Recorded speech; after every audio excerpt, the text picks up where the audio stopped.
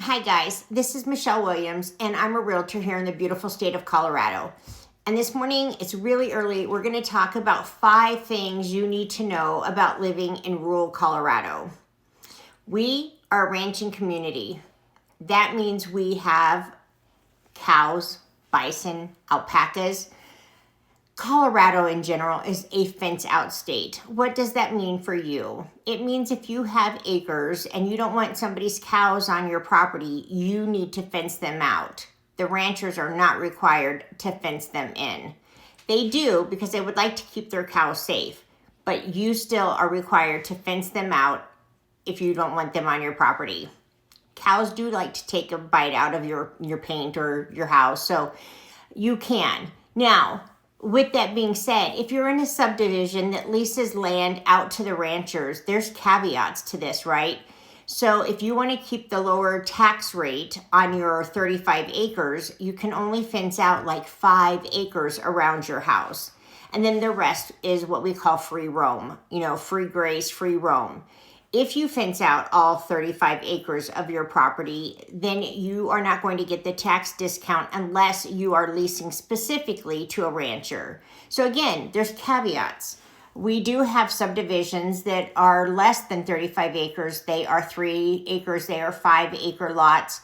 Same premise. You can't fence out more than a specific portion of your property to keep the lower taxes because the subdivision has leased land to ranchers to keep the property taxes low.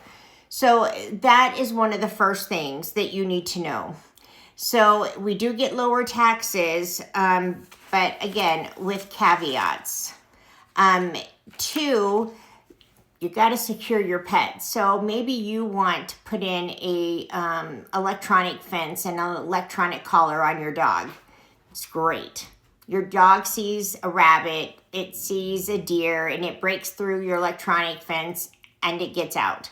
If it is chasing somebody's cows, the rancher has the right to shoot your dog. Sounds horrible, but they have a right to protect their livestock.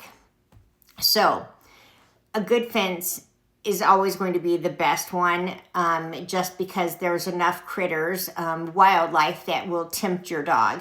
Now, to be fair, one of my dogs did get out last year, and I do have a fence, and it was in the pasture with the cows, but it wasn't bothering them. It spent the night out there, kind of hanging out. Story that goes with that, of course, but Luna Grace did not get shot. She wasn't attacking. She's a Bernese Mountain Dog, and she was just hanging out, and so I did go retrieve my dog. So the next one is that we have hawks. So if you have small animals, keep them on a leash because the hawks will swoop down to pick up small dogs, small cats. So just be aware of your surroundings. I've always, had a fence, but I have a small, like 3.5-foot fence because my mom had a couple of small dogs. And even then, it was like somebody needed to sit there. So it has happened that hawks have picked up small dogs and small cats. Sometimes the dogs will squirm enough and they can get away, but then they get injured as they drop. But it does happen that they get away, so be prepared for that. Then one of the other things we have, it's wind. We are at the base of the Sangre de Cristo Mountains, and those mountains are 14,000 feet in elevation. The town is around 7,800 feet in elevation. So we get downdraft. So all the wind coming from the west side of the U.S. hits that mountain range, and as it comes down, I really want to make a hand motion. As it comes down, it's picking up speed. I live on the valley floor, which I'm pretty close to the base, and I'm telling you, it can be windy. And of course, it's more annoying in the winter because it's cold wind. We don't have wind all the time, but when we have wind, we have wind. And the 5th thing that we have here is ish time.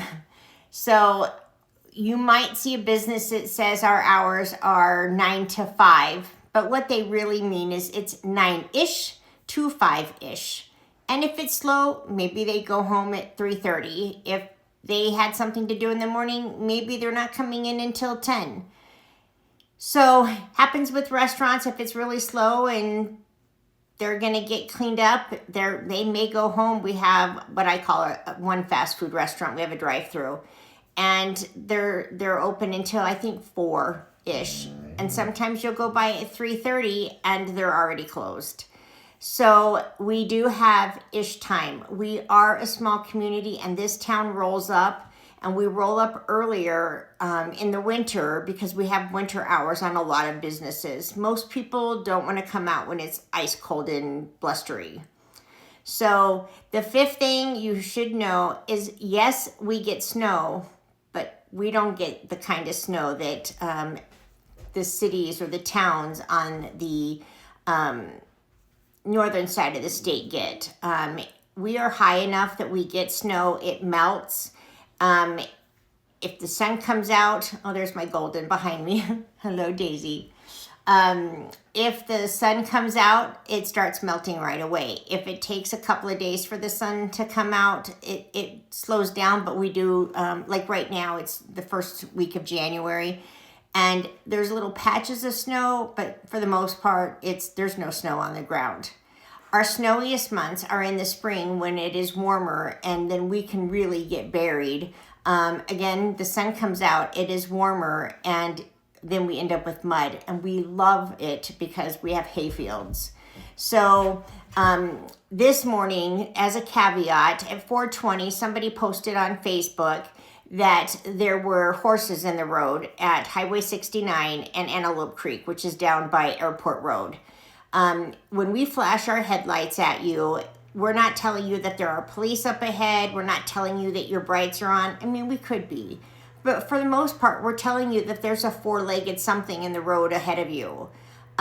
So that's the tip for today. And if you don't know who to call, always call the sheriff's office. We don't have the police. We have a sheriff's office. Small rural cities, small rural towns have sheriff's office. So we name it the SO. And so somebody posted, and I asked them if they had called the sheriff's office, and they said, no, I didn't have the number. It's still 911. We do have a local number that you can get a hold of dispatcher.